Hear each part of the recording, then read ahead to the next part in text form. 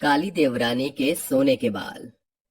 कावेरी का रंग बहुत काला था, साथ ही उसके सिर पर कुछ ही गिने चुने बाल थे, जिस कारण उसकी तीनों जेठानियां गौरी, रूपाली और आमना उसके साथ बेरुखी से पेश आती थी।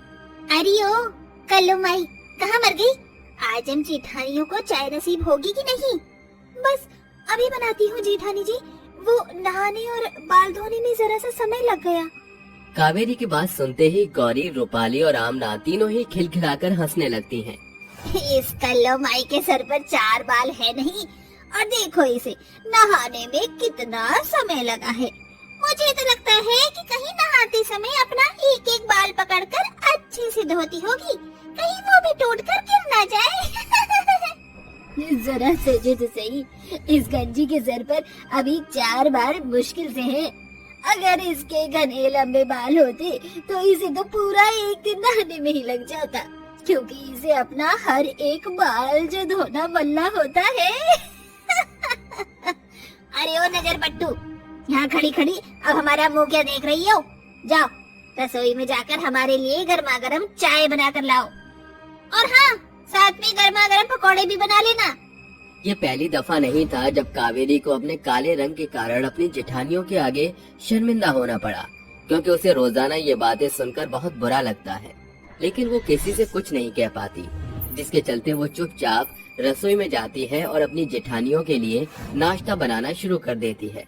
कुछ ही देर में कावेरी नाश्ता बनाकर अपनी जेठानियों को लाकर दे देती है। ये लीजिए जेठानी जी, मैं आपके लिए नाश्ता बना कर लाई हूँ। पकौड़े भी है और गर्मा गर्म चाय भी है।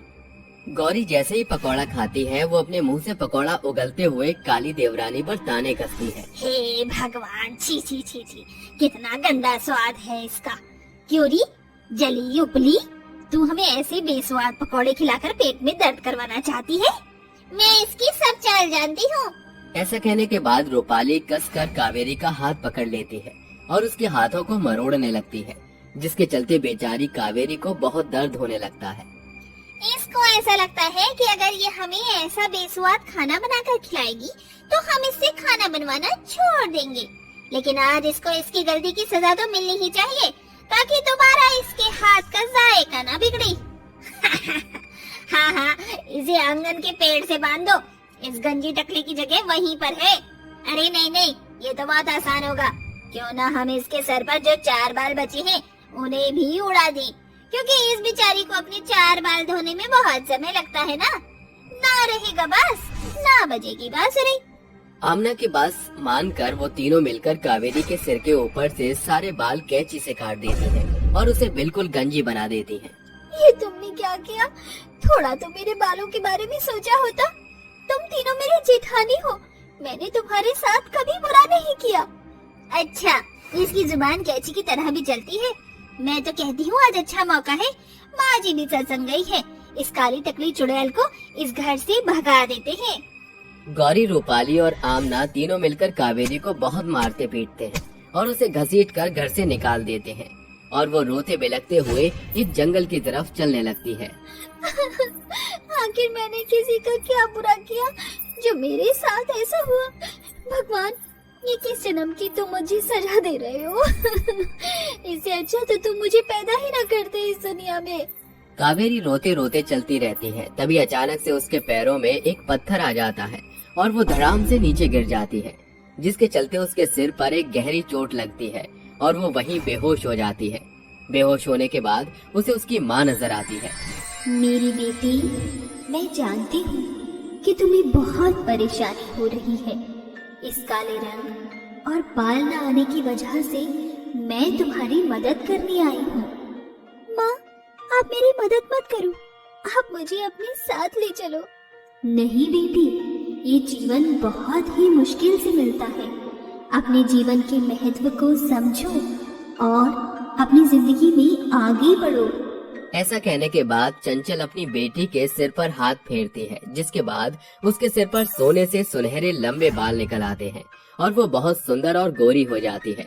तभी अचानक से कावेरी की आंखें खुलती हैं। अरे, लगता है बेहोश होने की वजह से मुझे कोई सपना आ गया था। ऐसा सोचकर कावेरी एक नदी किनारे पानी पीने के लिए रुक जाती है, लेकिन जैसे ही वो अपने आप को पानी की परछाई में देखती है, वो हैरान रह जाती है। हे भगवान, क्या ये सच है? कहीं मैं कोई सपना तो नहीं देख रही हूँ? मेरे सर पर एक भी बाल नहीं था और आज मेरे सर पर इतने सुनहरे सोने के बाल हैं और मेरा काला रंग वो भी गोरा हो गया। मुझे तो यकीन ही नहीं होता। कावेरी ये सब देखकर बहुत खुश होती है, लेकिन तभी उसे भूख लगने लगती है। मैंने सुबह से कुछ भी नहीं खाया है, बहुत जोरों से भूख लगी है। काश मुझे यहाँ कहीं खाना मिल जाता। कावेरी के इतना कहते ही उसके सुनहरे बालों से एक रोशनी निकलती है, जिसके अंदर से बहुत ही स्वादिष्ट खाना प्रकट होता है। अरे ये क्या? लगता है ये कोई मामूली सोने के बाल नहीं, बल्कि जादुई सोने के बाल हैं और ये मेरी इच्छा पूर्ति को पूरा कर सकते हैं। कावेरी अब बहुत खुश होती है और पेट भरकर खाना खाती है, जिसके बाद वो अपने सोने के सुनहरे बालों से कहती है, जादुई सुनहरे बाल, मुझे रहने के लिए घर चाहिए, क्या तुम मेरी मदद कर सकते हो? कावेरी के इतना कहते ही कावेरी की जादुई सुनहरे बालों से एक रोशनी प्रकट होती है, जिसके बाद देखते ही देखते वहाँ एक बहुत सुंदर घर प्रकट हो जाता है। जैसे ही कावेरी उस घर के अंदर जाती है, उस घर में रहने की सभी सुख सुविधाएं होती हैं। अरे वाह, यहाँ तो रहने की सभी सुख सुविधाएं हैं। मुझे तो यकीन ही नहीं होता।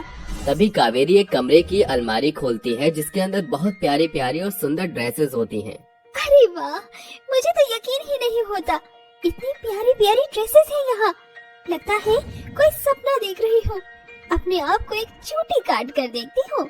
कावेरी अपने आप को एक चोटी काटती है, जिसके बाद उसे समझ आ जाता है कि ये कोई सपना नहीं बल्कि हकीकत है, जिसके चलते वो एक प्यारी सी ड्रेस पहनकर अपनी जेठानियों के पास पहुंच जाती है। हे भगवान, मुझे तो यकीन ही नहीं होता। क्या ये वही कावेरी है? ये कल्लो माई अचानक से इतनी गोरी और इसके सर पर बाल कैसे आ गए? ये कोई जादू टोना तो नहीं करवा कर आई है अपने ऊपर? मैं तो कहती हूँ इससे दूर ही रहो। नहीं, ये सब तो मुझे वरदान में मिले हैं। मेरी माँ ने मुझे वरदान दिया और सब कुछ ठीक हो गया। कावेरी की बात सुनने के बाद उसकी तीनों जेठानियों के मन में लालच आ जाता है, जिसके चलते वो प्यार का ढोंग रचाकर कावेरी के पास जाती हैं और उसके बाल छूने के लिए कहती हैं। अगर तुम्हारे ये बाल असली है ना, तो क्या हम इन्हें छू सकते हैं? हाँ हाँ, क्यों नहीं। आमना, रूपाली और गौरी तीनों कावेरी के बाल छूने के चक्कर में कैंची से उसके बाल काटने वाले होते हैं, लेकिन जैसे वो तीनों उसके बालों को स्पर्श करती हैं, उन तीनों के हाथ जलने लगते हैं। तभी एक आवाज आती है।